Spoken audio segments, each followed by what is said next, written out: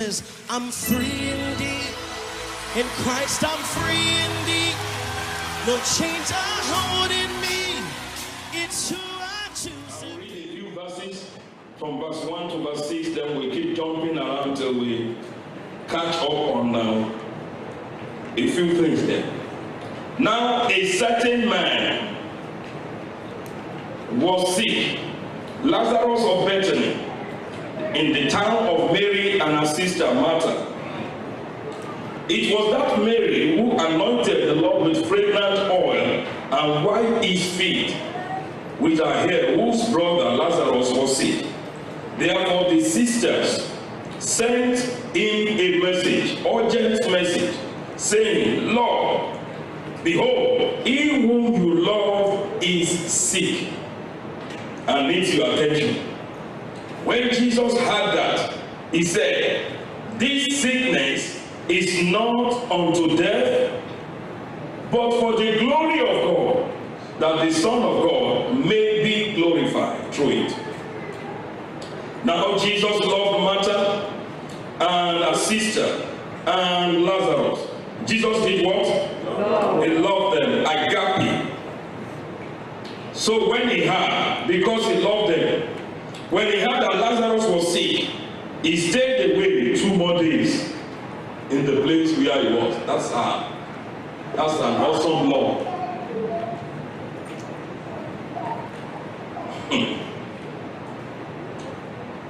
It's amazing that the Bible puts verse 5 before verse 6.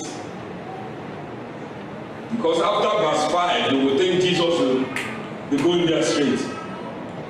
But he stayed 48 hours more to give the devil some more room to do his work. Go to verse 17 and verse 14. Let's pick up on verse 14.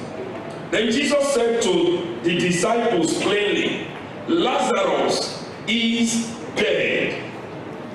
And I'm glad for your sakes that I was not there, that you may believe. Nevertheless, let us go to him. Then Thomas, who is called Didymus or Twins, said to him, now I went to check the meaning of Didymus, and it means double. Double-minded, double speaking. This is somebody that is like a yo-yo. Is strong today, is weak tomorrow. The name they call you matters. Yes, sir. I don't know why his mom will name, or his father will name him double. There was even one they named Jabez. Whatever name they have called you, that somebody has used their bitter experience to name you, those garments of shame and reproach that are limiting you, today will take them off you. Because the name actually affected Thomas. Thank God for Jesus. It was like a reed, unstable. Unstable. From today it will be like a rock. Hallelujah. Hallelujah. Thomas said, who is called the twin, said to his fellow disciples, let us also go, that we may die with him. But was Jesus talking about they dying? No. So when Jesus came, he discovered that Lazarus had already been dead, had been in the tomb for 4 days. He discovered this guy was already buried, he's been in the tomb for 4 days. Amen. Go to verse 32.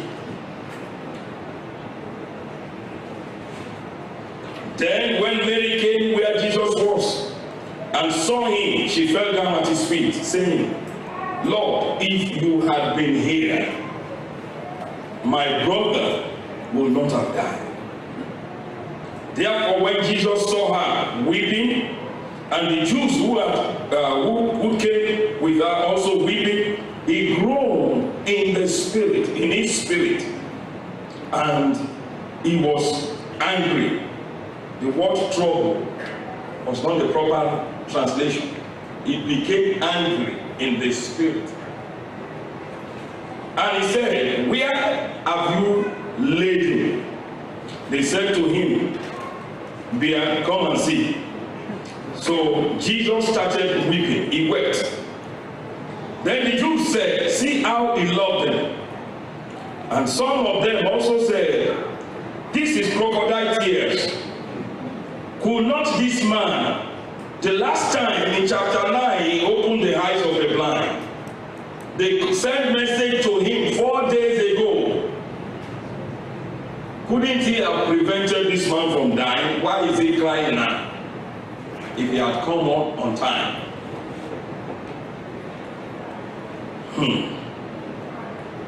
I don't know what you have said about him. But you know, like the parrot I told you about. You know what you have said. But his mercy will cover. Hallelujah. Jesus again, groaning in himself, came to the tomb. It was a cave, and a stone lay against it. Jesus said to them, to the people that were there, to the onlookers, take away the stone. Then Sister Martha, the sister of him who was dead, said to him, Lord, in case you forget, we buried him 4 days ago, and by now there is a foul smell. There is a stench, and you don't want to mess up the neighborhood. Can't you just pray, stand there and pray that he will rise up in the resurrection, and then just say bye-bye to him here? Because they thought he came to say bye-bye to Lazarus. That was what they thought he came to do. That reminds me things that I read about the great man Smith Wigglesworth. He went to minister in the town, and his host pastor told him that there is a line in state for somebody, viewing for somebody. And he said, okay, let's go. So he went with his pastor friend. And they put the casket there. There is a sliding door, and people will just walk by and stand outside. So Smith allowed everybody to do their stuff. So when they are done, he just walked in, took the sliding door, shut it, and went to where the casket is, lifted up the dead body, slamming against the wall. In the name of Jesus, what? The whole place was going crazy. Who is this crazy man? Doesn't he understand he's dead? Embalmed, the body slid down. He went again in anger, slamming against the wall. In the name of Jesus, walk! The body slid down again. The third time he carried the body, threw the body on the wall. I said, I say to you, in the name of Jesus, walk! And the dead body, Jack came back to life. With all the formaldehyde or whatever they put inside in there. And people ran out. They came to say bye-bye. He came with the power of heaven to raise him up.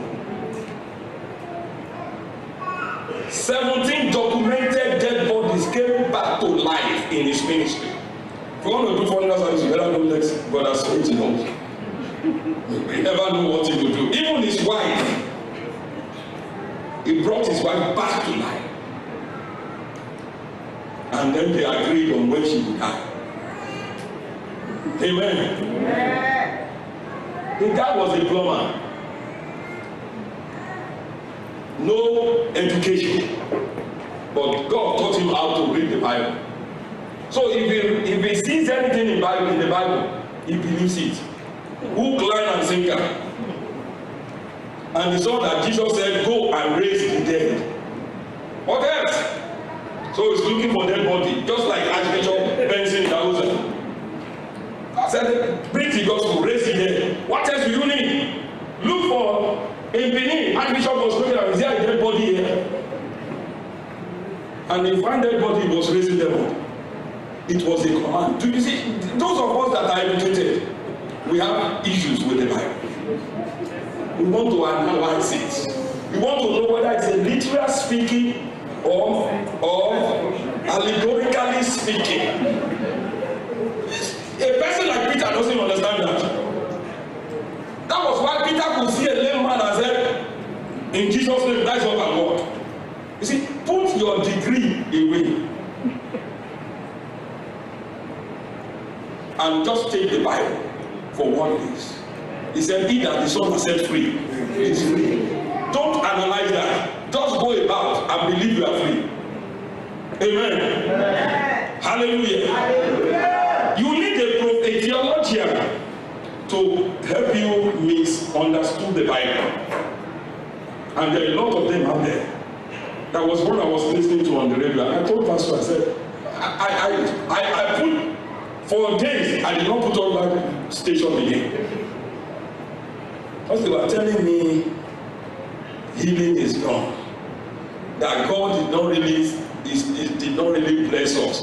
That Ephesians 1:3 didn't really mean what it says. Now, thanks be unto God who has blessed us with every blessing in heavenly places. And this man, very eloquent, with some big grammar, was saying, no, that he wasn't really talking about blessing. You know, it's just mere talk. It's just mere talk. So I changed the channel. I'm not going to listen to unbelief. I'm not in Thomas. I'm not double. I believe he has blessed me. I believe that what the Bible said is what God said. And I don't need anybody to come and interpret it to me. I can read. Thank God I went to a little school. When I say blessed, I know it's blessed. It's past tense. Amen. Amen. What about you? Has miracle gone? No. Has healing stopped with the apostles? No. God doesn't deliver people anymore? No. God has never changed. If God never changed, if Jesus is the same, what he did before he's doing now, yes, and will do tomorrow. Yes. Somebody say amen. Amen. So, Martha was trying to stop Jesus. Just say your bye-bye here and move on. But Jesus has a different thing in mind. He came to demonstrate the powers of heaven. And you are here, you are encountering the power. Right where you are sitting, issues of your life have been addressed. I'm telling you, God is addressing some issues here. Please, listen.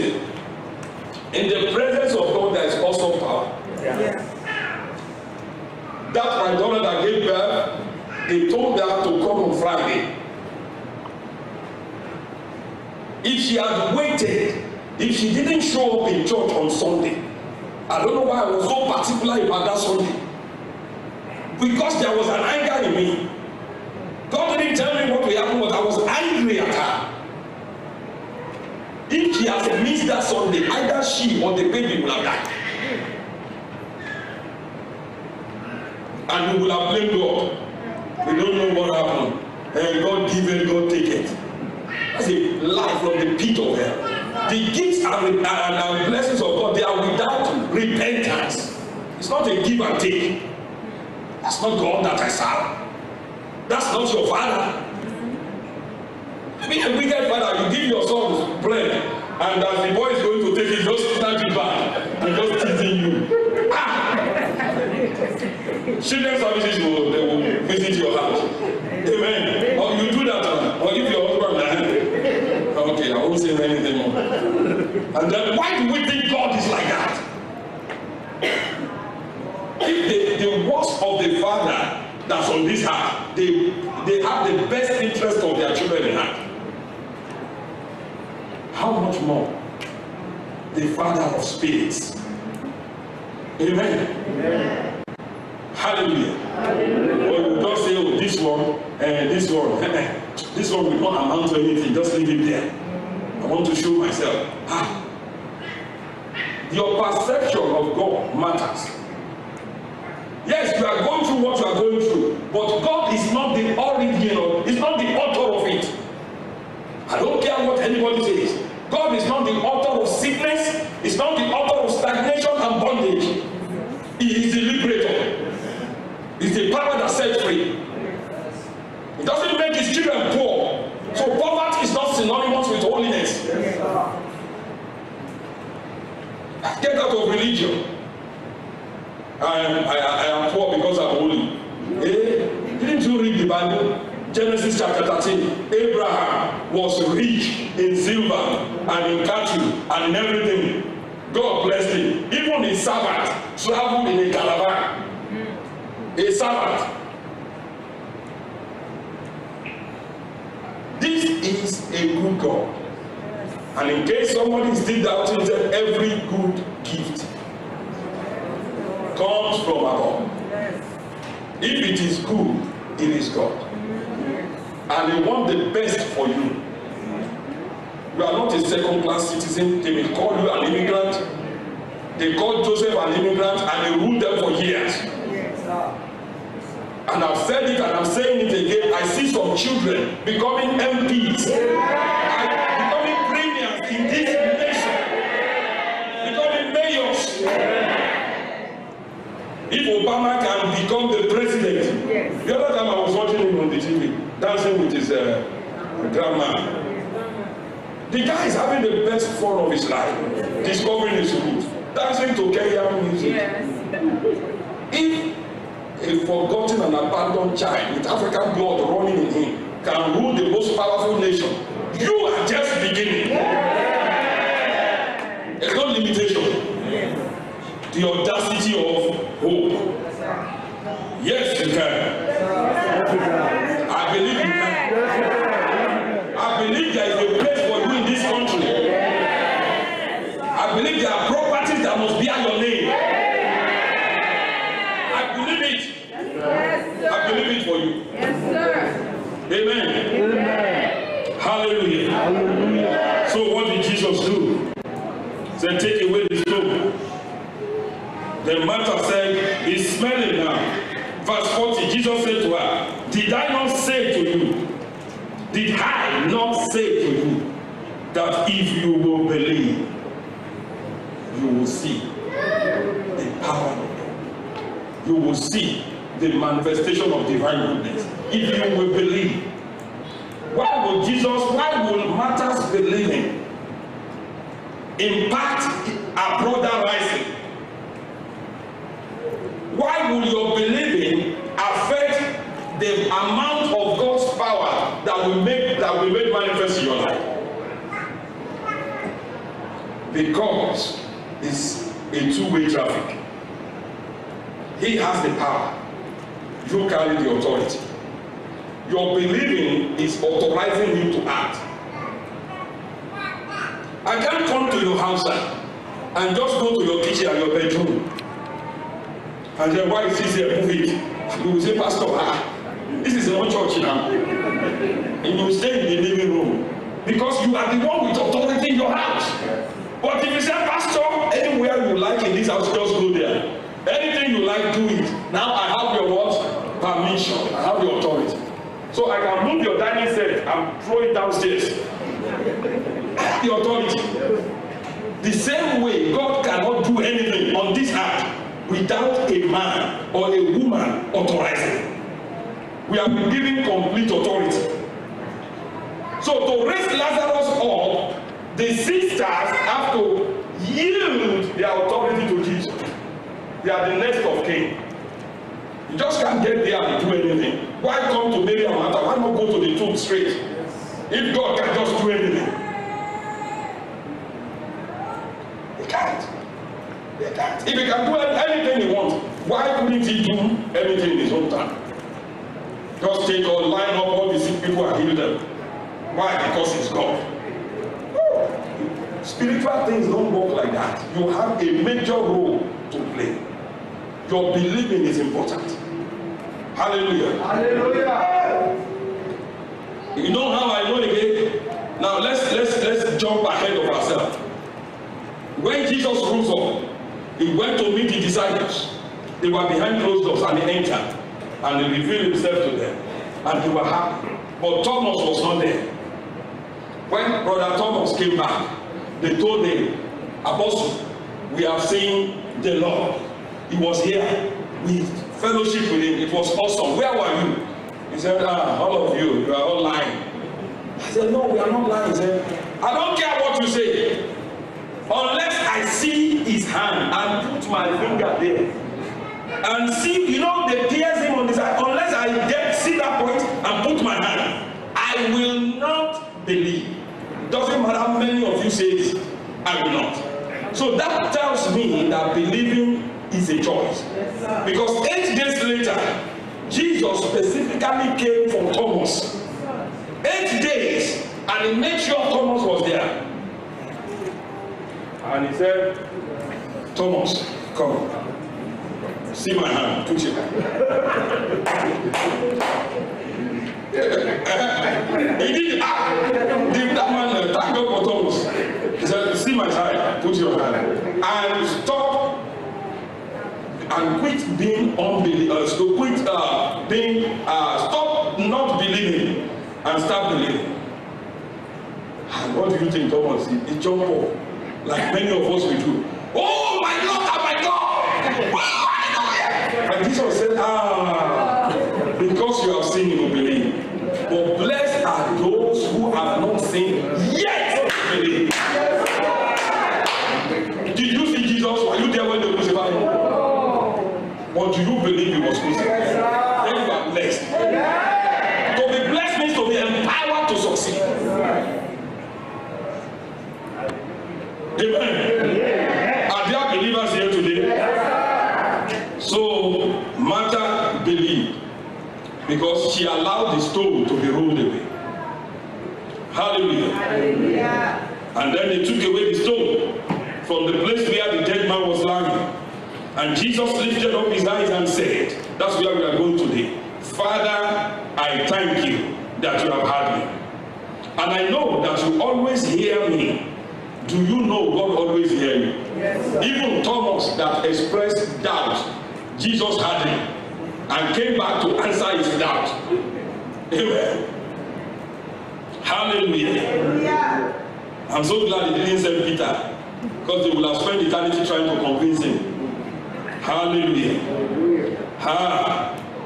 And I know that you always hear me. But for these people that are here, I have said all this so that they may know that you have sent me, so that they may believe.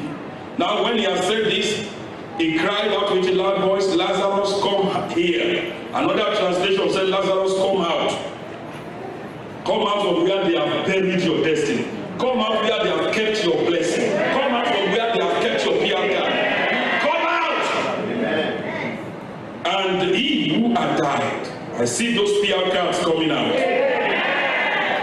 I see those babies coming. I was even thinking the other day, I said, Lord, do we stop praying for children?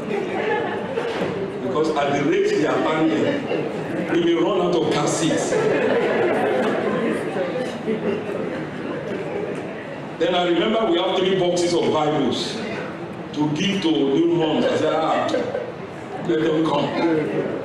Line it up month by month. Amen. Amen. Hallelujah. Because as pastor, you take up something. The children area is, we have outgrown our children area. I said, what of these are still coming? Are they going to put all these things? But God is a good God. If we need to carry some on our laps, let some be running around. Let them come. If you don't want children, be careful. I won't say more than that.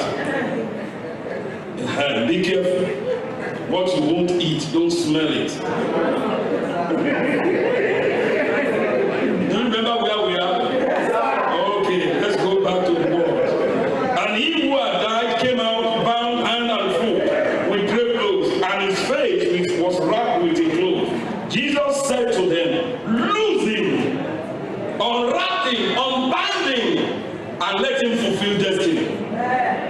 That is a word for somebody. They have tied you down, they have clouded the vision, but this month I see God taking away everything they have used to tie your vision, to bound your progress. You are walking free. Your destiny is being fulfilled in the name of Jesus. In the name of Jesus. In the name of Jesus. We set out to examine 5 things with this story. The first one was God's great love. The second one was the relationship between your believing and your experiencing God's power. If you miss any of those, please go online, go on YouTube, or see the IT for audio copy of the CD. Amen. The third one that we dealt with last week was the hindrances and obstacles. Why did Jesus instruct them to roll away the stone? What are stones? What do they represent in your life and in my life? And some of the things we said, the stone could be sin, it could be unforgiveness, it could be unbelief, it could be worry or anxiety. And this morning when I was studying, I'm going to number 4. But the Lord took me back. Said, yes, you dealt with forgiveness, but there is another one there that is plaguing my people. Worry and anxiety. So let's go to 1 Peter chapter 5. Let's pick it up from there. God said, emphasize that. 1 Peter 5, we will look at verses 6 to 7. Without the stone being rolled away, Lazarus cannot come out. Even though the power of heaven, the resurrection power, was available to lift him up, but there was a blockage. And remember, angels were not asked to roll away the stone. That shows that it is man's responsibility to use what is available to roll away the stone. And last week Sunday, we were looking at the stone of unforgiveness. But today, let's look at the stone of anxiety and worry. Now, let me paint a picture for you here. If I wake up in the middle of the night, maybe 2 a.m., and I'm looking for a document, I need this document. Where did I put it? I can't remember. I have a big filing cabinet in my living room. I go there, take out the drawers, begin to check. Next one, it's not there. The top one is not there. Where is it? Come back there again. Pull out the drawer again. Check again, it's not there. The next one is not there. The top one is not there. Oh, I don't believe it. Take out the drawer. Put everything on the floor. Go through it one by one. Put it aside. Take out again. It's not there. Put them back. Go back. Walk up and down. Sweat it. Then go back again. Pull out the drawer. What is wrong with that picture? Is it there? No. If it's there, will I have seen it? Yes. So, to keep going back, looking for what is not there is madness. My blood pressure will go up. I will be snappy and moody with everybody. And that is what most of Christians do. We are looking for the answer to life where there is no answer. So we become anxious, pacing all night. Lord, what am I going to do? If I don't find this thing, what am I going to do? But do you know there is one that knows where the stuff is? And is there with us. But we don't ask him. And we keep checking. Keep running up and down. Maybe you will call your neighbor. I'm looking for it. It should be here. Did you check? Yes, I've been checking. Check again now. So you begin again. That's what your neighbor will say. Check again. Maybe they'll check with you. Instead of asking the one that has all the answers. Have you tried to locate your car key? And you don't know where you put it? And you are cursing the car key. You this car key, where are you? You this stupid car key, where are you? There is one that knows where it is. And instead of walking yourself up, you will have gotten the answer. Amen. By asking him. Many times we ignore the one that has all the answers. Many times in the struggle of life, we put the Holy Spirit in the back corner. And when every other thing has failed, that's when we say, okay, let's pray. have looked, that's what else to do, there's nothing. But all the time you have spent doing exercises that are not productive, you could have saved that time by praying first. And save yourself from high blood pressure. So read this scripture. Let's read it together. Therefore, humble yourself under the mighty hand of God, that He may exalt you in due time. Next verse. Casting all your care upon Him, for He cares for you. Amen. Pastor, please open your amplified there, because I know we don't have the amplified that I want. Put up the Living Bible translation, verses 6 and 7. The Living Bible. If you will humble yourself, if you will, you don't have to. You can keep checking the draft and keep cursing everybody around. You don't have to, but if you will humble yourself under the mighty hand of the Holy Ghost, in His good time, He will lift you up. What does it mean to humble yourself? Let Him have. How many of your worries? All your anxieties, all your concerns, let Him have them. All your cares, for He is always thinking about you. The Bible said He is mindful. His mind is full of us. Thinking about you and watching everything that concerns you, even your khaki. And for the women, where you put all those things you use, and you are looking for something, why are you trying to smile at me? Hallelujah. He is always watching everything that concerns you. That is God's mindset.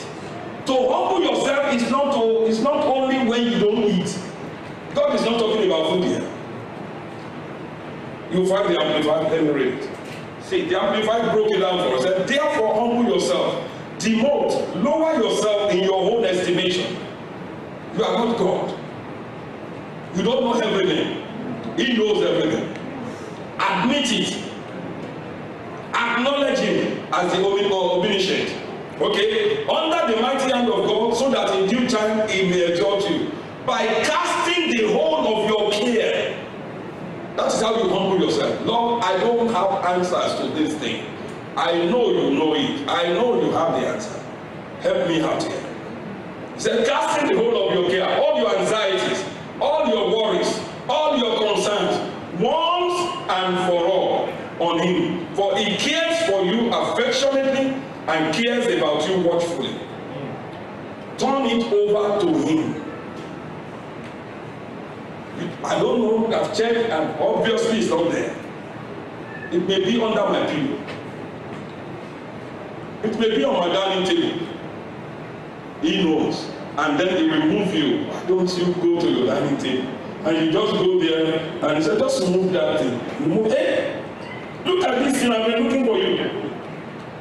That is God. We humble ourselves when we acknowledge Him as God. And acknowledge that we don't know everything, but He knows everything. And then we engage Him to help us out. As a pastor, I have come across in the United States and in Canada, people that think they are fixers. And the moment you begin to prove to God you know everything, God steps back. You want to carry the weight, go ahead, carry it. God doesn't struggle with any man. So that stone that is preventing the miracle may be anxiety. Anxiety will make your hair to turn gray prematurely. It will increase your blood pressure. It will mess up your body chemistry. The potassium will be out of order. The sodium will be trying to catch up with it. Most of the disease in life come out of stress. Most of them are born out of stress. What brings about stress? People trying to make ends meet. People trying to be God. I must. Every time you are using I must, God steps back. Because that was the sin of Satan. I will exalt my throne. I will sit. I will be like you. And God said, you are not going to be me. He got kicked out. Stop trying to fix your tomorrow. You are not equipped. You don't have the necessary resources within you to get it done. It is always good when you commit your tomorrow to the hand of the God that holds the universe in the palm of his hand. My spiritual father will always say it is wisdom to commit an unknown future to the hand of a known God. You don't know the next minute. He knows the next 25 years. Why don't you trust him? Instead of being anxious and worrying. A lot of premature death. Saints, I'm not talking of unbelievers. Christians, blood-bought, blood-washed, Holy Ghost filled, are dying because they assume, they are worrying about things. They worry about their children, they worry about their life, they worry about their car, they worry about their dog, they worry about... If some have nothing to worry about, they worry about the next door neighbor. Give me some of your worry, let me take it off. They are always worrying. And the devil has lied to us that if you are not worried, then you are careless. It is not a sign of responsibility to worry. It is a sign of untrust, no trust. It's a lack of trust in God when you are worried. Pastor, you said I shouldn't plan tomorrow. No, that's not what I'm saying. The plan belongs to man, but the answer is from God. Turn your plan over to him. He may not come the plan, he may approve it. But one thing you can be sure, God cares about you. And in his hand, your tomorrow is far better than you can imagine.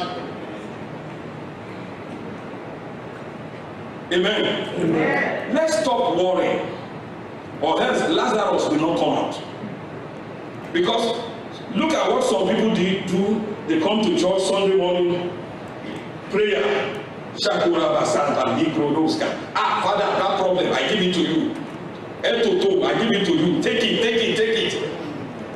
When we say we share the blessing, by the time they are leaving, Jesus, where's my something? They take it from his hand, carry their problem. And when you say, give me your problem, give me my problem back, he gives it to you. By the time they are out there, they are worrying again. That's what a lot of Christians do. That's why the Bible said, now, is it Matthew 6? He said, why worry about tomorrow? Why worry about what you will eat, what you will drink? He told us to look at the birds of the air. They don't report, they don't clock in time anywhere. And none of them die of hunger. He said, look at the grass. Even Solomon is not as well dressed as they are.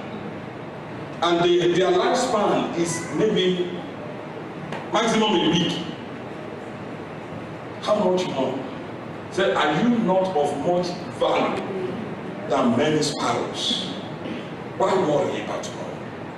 Let's trust. I've seen people that are not trusting God. They find it difficult not to worry. And it has prevented many Lazaruses from coming out. Yours will come out in Jesus' name. Please, even if they said the heaven is going to fall, I will sleep. I will sleep. Because I know that there is one that watches over me. He never sleeps, he never slumbers. And there is no sense in two of us staying awake. All of us need to. And Reverend Donald said, God's work better when we sleep. Now, when you are awake, you hinder God. But when you sleep, that's why many miracles are done when you are sleeping. Because you leave it in his hand. At least he's sleeping now. Let me go sit, let me get it up. Amen. From today, refuse worry. I don't care. You can't. What if when you sleep, can you? Oh, my children. Oh, my children. That was destroy Job. That was, see, it was not the power of Satan. Job broke down the wall of protection that God put around him by worrying and making empty sacrifices. God is not interested in sacrifices. He said obedience is better than sacrifice. He said cast your cares upon me. Obey God. Put it in his hand. Oh, but I've been waiting 2 days, nothing has happened. And so what? Or did you read that Daniel was shivering when they are taking him to the lion's den? Or when they carried the 3 Hebrew boys, they were going to throw them in the burning furnace? Were they begging? Were they crying?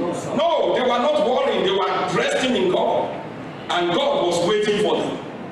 I have discovered every time you trust God and allow him to be God, you meet him in front. Yes. Hallelujah. Jesus was not worried that Lazarus will not come out. That was why he stayed 2 more days. And when the father said go, he knew the issue was settled. That was why he said, I know you have had me. Amen. From today, refuse the symptoms of worrying. Refuse it. Refuse it. What if this removal order they are giving you, what if they deport you? And is that the end of the world? If they deport you, is that the end? Yeah.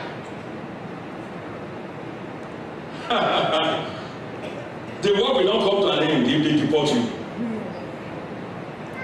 After all, everybody will leave this world one day. Amen. Your life will not end because they deport you. In fact, your life will start.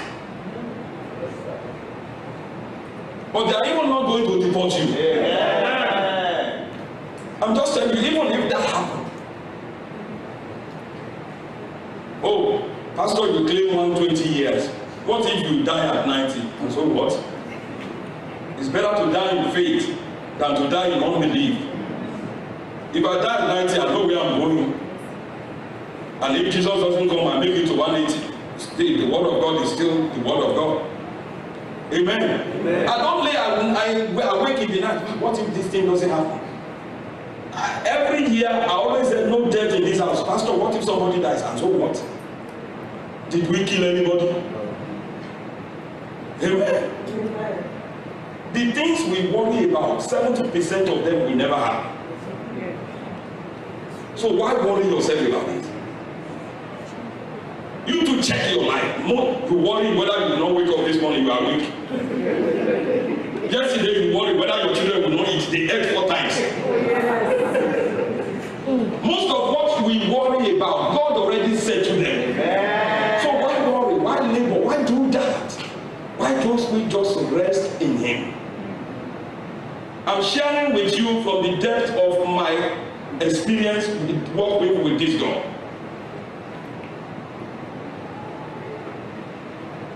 And the closest example I always give is that every month we have to spend about 5,000 to 6,000 in this church to pay rent, to pay utilities. I don't worry whether the money will come or not.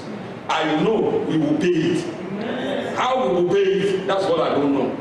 I don't worry myself. When it's time to pay, one way or the other, the money will come. If not, you will have been visiting me in the hospital. Pastor, what's wrong? It's the 25th, we've not paid rent. I've not been able to sleep for 3 days. So let's lift up prayer for Pastor. Oh yeah, everybody, thinking, oh yeah. There's madness there. Because it's not my church. I only work for him. He will pay his own rent. Will God not pay his rent? If he doesn't pay his rent, that's his problem. I told him, if you can't pay your bills, how am I going to convince people that you can pay their bills? And he's paying it. I told me don't worry about it. And for 8 years he's been paying it. For 8 years. Even when there were only 4 people working, he kept paying it. Even when we collect on Sundays like this, the maximum offering will be $120. And I will be happy. 120 came in today. Wow. Thank you, Jesus. I don't worry myself. My own is to prepare for next Sunday. Take it and interpolate it into your life. When you live here today, put the garbage of worry in this store. Leave it there. Don't take it home. It doesn't matter what anybody says. Refuse to worry about your life. Trust God. Tell him, Lord, I trust you. A minister, every time they send bills to him, he will take the bills. The same statement we do so. They will give him the bill. They will say, Lord, Jesus, you got bill. And throw it there. And before you know it, the money comes in to pay it. I read things like that and it changed my mindset. He has bills. I'm not saying don't go and work. I'm saying pastor said don't work. He that does not work should not eat. Don't go and wear pyjamas in the morning. And you say pastor said no work. No, that's not what I'm saying. I'm saying don't worry. Amen. So go and work. Go do your business. God gave Adam work before he gave him wife. So if you ain't working, don't have girlfriend. Say that to the young ones. You need job first. J-O-B. You need job first. Don't go and say, pastor said that you don't worry, food will come. Food won't come. You are not Elijah.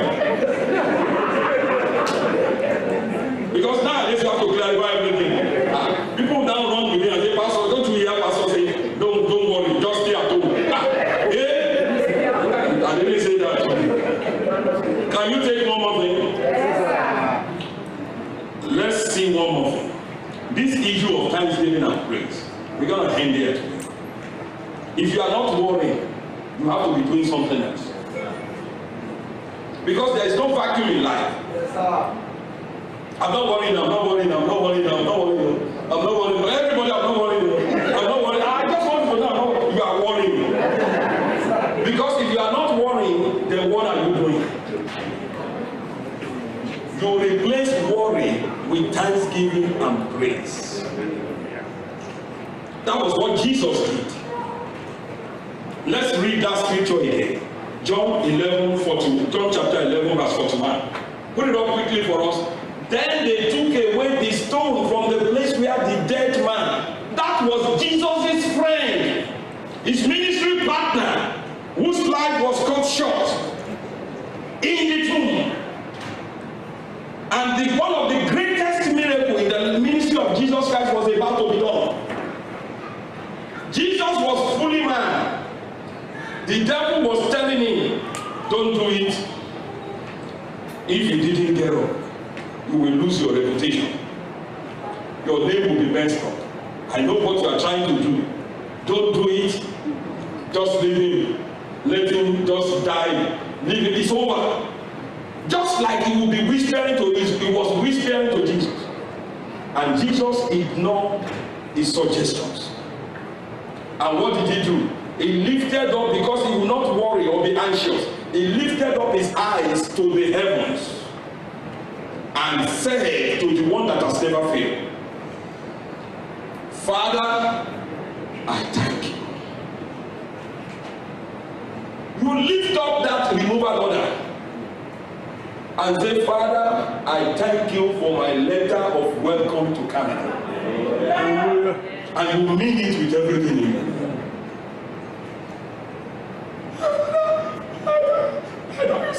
In everything I should give thanks. I thank you. You are not thanking him. You don't trust him. If you do, and you believe the scripture, because which one is more real? The letter, removal letter, or Joshua 1:3? Which one carries more power? Then why are you crying? All you have to do, they wrote you a letter. You already have a letter from God, Joshua 1:3. Lift up this letter against the letter that man wrote. Lord, this is what you said. This is what man said. I choose to believe you. And I thank you for I possess this land. And he will tell you what to do. He will always tell you. God will never be without option. I'm yet to see that they say there is nothing to do anymore. It's because you believe there is nothing to do anymore. There is always one option left. The Bible says it will always make a way of escape. There is a way which Satan does not know. But if you don't press him, you won't see the way. Amen. Amen. So he said, Father, I thank you because you have heard me. When did he talk to the Father? It's very important. When did he pray? Was it at the tomb? He didn't kneel down there to pray. So when did he talk to the Father? Before he went there. When? Look at what Jesus did. They came to him. Your friend is sick. He's about to die.